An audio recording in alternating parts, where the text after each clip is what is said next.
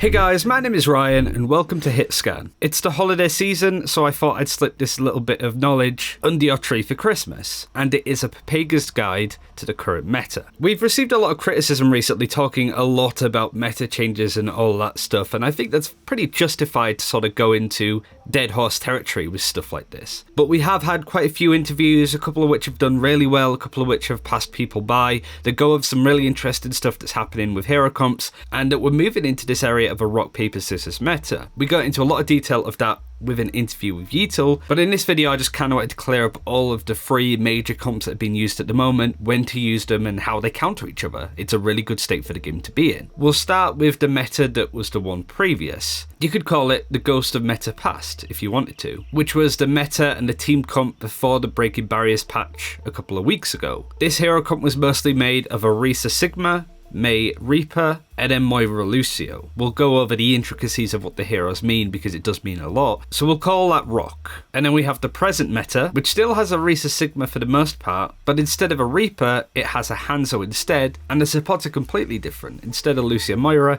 you have Zenyatta Baptiste. That's paper. Then we get on to scissors, and this is the meta and the comp that's really catching a lot of people out and very interesting because it's some form of half-dive synergy comp that's going on at the moment. Orisa's still in it because Orisa is still very strong, but instead of a Sigma, you have a Wrecking Ball. The Hanzo from the previous meta we talked about stays there, but instead of a Mei, we get a Pharah. And the support line yet again changes up quite drastically, with it going from Zenyatta Baptiste to Mercy and Anna/Moira depending on the situation. Three very different team comps that do very different things. Like I said, that's the scissors meta, and the old meta that we spoke about actually counters this pretty well, so we're going to go into detail on why that's the case. First of all, we need to talk about that first meta, the one before Breaking Barriers. Why was it so strong? It's because it effectively played like Goat's comp. It was all about sustain, trying to survive on the point, but very hard to kill, and with each of the characters having their own get out of jail free card, Orisa with Fortify, Sigma with Suck, Mei Ice Block, Reaper Wraith Form, Moira Fade, and Lucio could beat people away. It meant that it was all about not dying essentially, and deathballing and fighting on the payload, the objective, those kind of areas where Goat's comp was also very good. Because Rollock's a thing now, you can't stack tanks, but this is the nearest thing to stacking tanks that you could do, as Mei and Reaper both have 250 health and a lot of ways to get their own health back. They're quite self-sufficient in that capacity.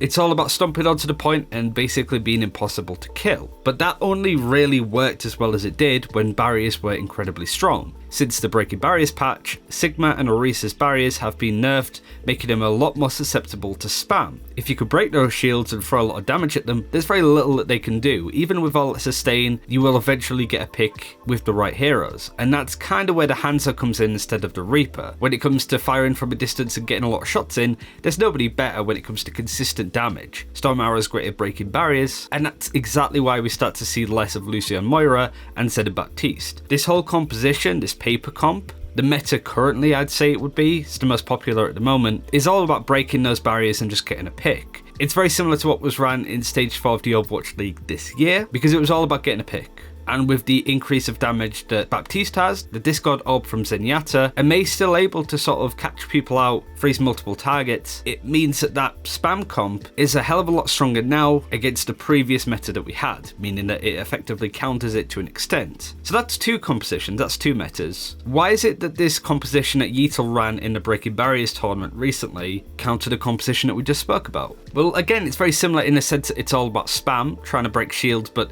coming at it from a very different angle and effectively putting so much pressure on the supports that they blow all of their important cooldowns. Immortality Field for Baptiste especially. And because your support line is Baptiste and Zen, apart from Immortality Field, there's very little that they can do if they get dove on, especially Zen. So that's where the Hammond has a really big advantage. He can jump in, cause the support backline to use all of their effective cooldowns, which makes it so much easier for a Hanzo and a Pharah to just churn in damage and eventually get a pick. The great thing about this is that Pharah and Hammond are two exceptional heroes when they're not countered. You know how it is, if you have a Pharah on the enemy team and you don't have any hit scan, you're effectively giving the game to her on a silver platter, and it's very similar with Hammond if you don't have a Mei or a Sombra trying to shut him down. You can't just leave him to do what he wants. And so I think the synergy between Pharah and Wrecking Ball is exceptional, because if the enemy team decide to pick a McCree in order to counter the Pharah, the Wrecking Ball still has free reign. Or if you try and pick a Sombra to counter the Wrecking Ball,